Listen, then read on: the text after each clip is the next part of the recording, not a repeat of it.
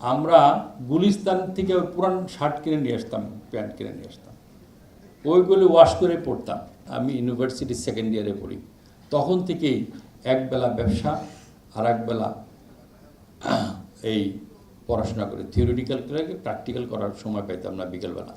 তো যাই হোক, আবার একদিন আসবো, আর একদিন সুযোগ দিব। সেখান থেকে আজকে হামিম গ্রুপ ৭৫,০০০ লোক চাকরি করে, প্রায় ১২০ কোটি টাকার উপরে শুধু স্যালারি দেয় মাসে। আমি বক্তৃতা করব না, আমার জীবনের গল্প বলব, যে আমি একে আজাদ এখানে কিভাবে আপনারা আমাকে এই সম্মানিত করলেন, কেন করলেন। নিঃসন্দেহে আপনারা চেয়েছেন কিছু শুনতে। দেখুন, আমি সময় বেশি নেব না, তবে আমি আজ থেকে ঠিক এরকমভাবে একটা নবীন বরণে উপস্থিত ছিলাম, তা ৪৪ বছর আগে হিসাব করলাম। আমি ঢাকা বিশ্ববিদ্যালয়ের অ্যাপ্লাইড ফিজিক্স অ্যান্ড ইলেকট্রনিক্সের ছাত্র ছিলাম, ফজলুল হকারে থাকতাম।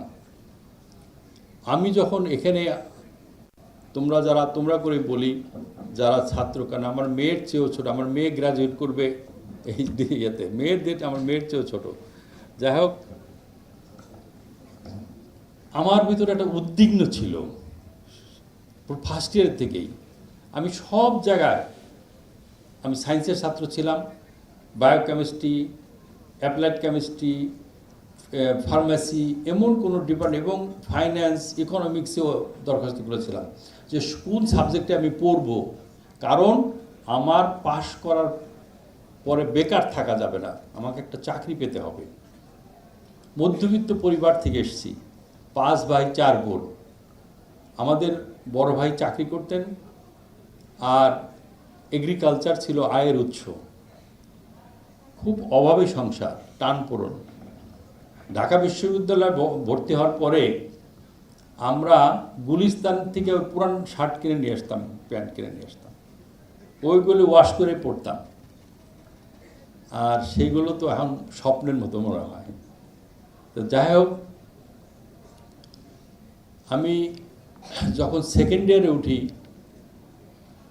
তখন দেখি আমাদের সময় ডাইনিং হলে 2 টাকা ছিল খাবার, আর হল সিট ভাড়া ছিল কত আমার ঠিক মনে নাই। আর ভর্তির সময় যা টাকা দিয়েছিলাম, আর সার্টিফিকেটে উঠানোর সময় টাকা দিয়েছি। এই তখন সব সার্টিফিকেটের সময় সব ক্লিয়ারেন্স নিতে হয় সব জায়গায়, ধরতে গেলে বিনা পয়সায় পড়ে আসছি, এদেশের সাধারণ মানুষের পয়সায়। আর যে কথাগুলো আমি বলবো সেটা হলো যে আমি কোন সাবজেক্টে পড়লে আমার বেকার থাকতে হবে না, চাকরি পাবো, এইটি ছিল আমার মূল টার্গেট। তো আমি কোথায় পড়ব, বিভিন্ন ডিপার্টমেন্টে যাই, সিনিয়রদের সাথে জিজ্ঞাসা করি যে কোন সাবজেক্টে ভর্তি হব। সে তার সাবজেক্ট সম্বন্ধে বলে যে এইটা গেলে চাকরি পাওয়া যাবে, ওইটা করলে। তবে অ্যাপ্লাইড ফিজিক্সে আসার পর বললাম যে আমাদের ডিপার্টমেন্টের কোনো হয় না, বেকার থাকে না, ফ্লাইট ইঞ্জিনিয়ার আর হিসাবে চাকরি পাওয়া যায়, আর অনেক বিদেশে প্রচুর সুযোগ পাওয়া যায়।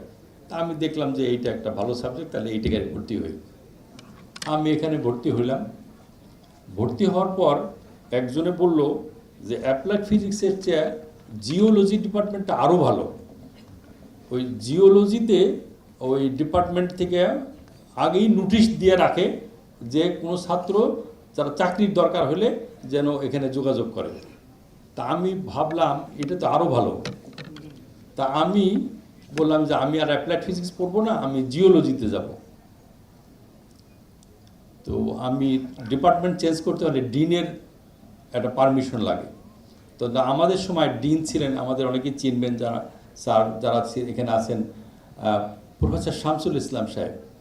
পরে উনি ভাইস চ্যান্সেলর হয়েছিলেন। তো ওনার কাছে একটা দরখাস্ত নিয়ে গেলাম যে স্যার আমি অ্যাপ্লাইড ফিজিক্স পড়বো না, আমি জিওলজিতে যাব। তো উনি আমাকে এত জোরে একটা ধমক দিলেন যে ছেলেরা তদবির করে জিওলজির থেকে অ্যাপ্লাইড ফিজিক্সে আসার জন্য, আর তুমি তদবির করতে এসছো যে অ্যাপ্লাইড ফিজিক্স ছেড়ে জিওলজি যাও, এই সাবজেক্টই পড়ো। তো চলে গেলাম। ঠিক এইরকম এক নবীন বরণ অনুষ্ঠানে স্যার বললেন, বাবারা তোমরা যে সাবজেক্টে ভর্তি হয়েছ চাকরির জন্য টেনশন করো না, চিন্তা করো না। রাস্তার পাশে বসে যদি রেডিও এবং টেলিভিশন সারো সংসার চলে যাবে। আমার একটা বুকটা ভরে গেল যে না, অন্তত বেকার থাকতে হবে না। এই যাত্রা শুরু হলো। হলে আমি ভর্তির আগের থেকেই এক বড় ভাইয়ের রুমে উঠলাম মেইন বিল্ডিংয়ে। ওখানে থেকেই আমি বের হয়ে আসছি। আমাদের সময় অনার্স পাস করতে 8 বছর সময়। মহিউদ্দিন ভাই, আমি, ফারুক, আমরা সমস্যা হয়, আমরা 80-81 ব্যাচের ছাত্র, ঢাকা ইউনিভার্সিটি, আজ থেকে 44 বছর আগে। তো আমাদের যখন দেখি সেকেন্ড ইয়ারে সিনিয়র ভাইরা পাশ করে গেছে, 3 বছর হলো, 2 বছর হলো পাশ করে গেছে, কিন্তু এখনও হল সিট ছাড়ছে না। কারণ কি? কারণ হলো চাকরি নাই। ভালো ভালো সাবজেক্টে পাশ করেছে কিন্তু চাকরি নাই। 2 টাকায় ডাইনিং হলে খায় আর 3টা-4টে টিউশনি করে। এই 3টা টিউশনি করে বাবা মাকে টাকা পাঠায়। তো এইটা দেখে আমার ভিতর তখন থেকে একটা কাজ করতে লাগলো, ইচ্ছা যে আমি এই বেকারত্ব, এই অভিশাপ আমি নিতে পারবো না। কারণ আমার ফ্যামিলি ওয়েট করছে কত তাড়াতাড়ি পাশ করে আমি সংসারে হাল ধরব। তখন থেকে মনে মনে চিন্তা করলাম, এটা অনেক বড় হিস্ট্রি, এত সময় আমি যাব না। তবে পরবর্তী পর্যায়ে 1983-তে এরশাদ বিরোধী আন্দোলনে মজিদ খানের শিক্ষানীতি সেই শিক্ষা ভবন ঘেরাও করতে গিয়ে আমি 3 জুন ছাত্রছাত্রী দীপালি সাহা সহ নিহত হয়। কলা ভবন থেকে আমি গ্রেপ্তার হই। কলা ভবন থেকে 23 দিন জেলে থাকি।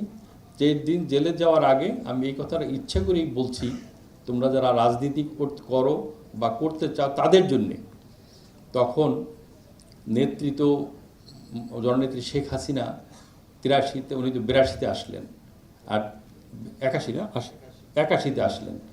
81-তে আসলেন। তা 83-তে ঘটনা এরশাদ বিরোধী আন্দোলনে অপরাজয় বাংলার পাদদেশে 3টা লাশ। ওই লাশগুলোর সামনে সবাই বক্তব্য রাখছে। লাস্ট বক্তা বোধহয় ছিলেন খালেদা জিয়া অথবা শেখ হাসিনা হবে, আমার ঠিক মনে নেই। ওখানে জিয়াউদ্দিন বাবলু তখন ডাকসুর ভিপি ছিলেন, আখতারুজ্জামান ছিলেন ডাকসুর ভিপি, জিয়াউদ্দিন বাবলু সেক্রেটারি। তো স্লোগান হচ্ছিল, কোনো ছাত্র বন্দী হলে জ্বলবে আগুন ঘরে ঘরে। তো আমরা কলা ভবন থেকে গ্রেপ্তার হলাম। শুনলাম জিয়াউদ্দিন বাবলু, উনি মরহুম, ইন্তেকাল করেছেন। উনি এরশাদ সাহেবের সাথে আতাত করে উনি মন্ত্রী হয়ে গেছেন। আর আমরা জেলে, আমাদের ছাড়ানোর কোনো রকম তদবির নাই। কোনো ছাত্র বন্দী হলে জ্বলবে ঘরে, একটা বাড়িতে আগুন দেখলাম না।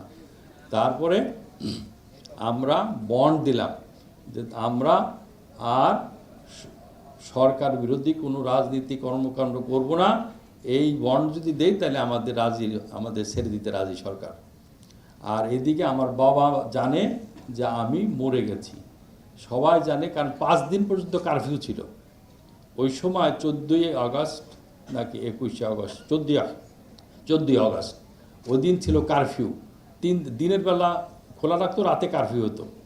তো আমার বাবা সমস্ত জায়গায় ঘুরে বেড়ায়, ফরিদপুর থেকে আসে, আমার বাড়ি ফরিদপুর। তো সে সব জায়গায় মর্গে যায়, থানায় যায়, কোথাও আমার খোঁজ পায় না। তো তখন ইয়ে চৌধুরী ছিল পুলিশের আইজিপি। ইয়ে চৌধুরীর মেয়ে বায়োকেমিস্ট্রিতে পড়তো, সে আমার একটা পাশের জোগাড় করে দেয়। 1 সপ্তাহ পরে আমার বাবা আমার জেলখানায় গিয়া আমার সাথে, কারণ তখন আমরা এমন ধারা দিয়েছে, সাধারণ লোক আমাদের সাথে দেখা করতে পারবে না। রাষ্ট্রবিরোধী, রাষ্ট্র ধ্বংস, যত ধরনের কালাকানুন দেওয়া যায় দিয়া আমাদেরকে পাঠাইলো। তো ইয়ে চৌধুরী সাহেব স্পেশাল একটা পারমিশন দিয়ে আমার বাবাকে আমার সাথে দেখা করার সুযোগ করে দেয়। আমার বাবা আমার বুকের মধ্যে নিয়ে যে কান্না করলো, সেটা আমি এখন অনুভব করি। সে থেকে আমি সিদ্ধান্ত নিলাম যে কোনোদিন যদি টাকা অর্জন করতে পারি রাজনীতি করব, না হলে আর রাজনীতি করব না। এই জেলখানার থেকেই সিদ্ধান্ত নিয়ে আসলাম। 83 থেকে শুরু করলাম যে কি করা যায়। 84 সালে এই গার্মেন্টস, তখন এথনিক প্রবলেম শ্রীলঙ্কায় এথনিক প্রবলেম, আমি ইউনিভার্সিটি সেকেন্ড ইয়ারে পড়ি। তখন থেকেই একবেলা ব্যবসা আর একবেলা এই পড়াশোনা করে, থিওরিটিক্যাল করে প্র্যাকটিক্যাল করার সময় পাইতাম না বিকেলবেলা। তো যাই হোক, আবার একদিন আসবো, আর একদিন সুযোগ দিব। সেখান থেকে আজকে হামিম গ্রুপ ৭৫,০০০ লোক চাকরি করে, প্রায় ১২০ কোটি টাকার উপরে শুধু স্যালারি দেয় মাসে।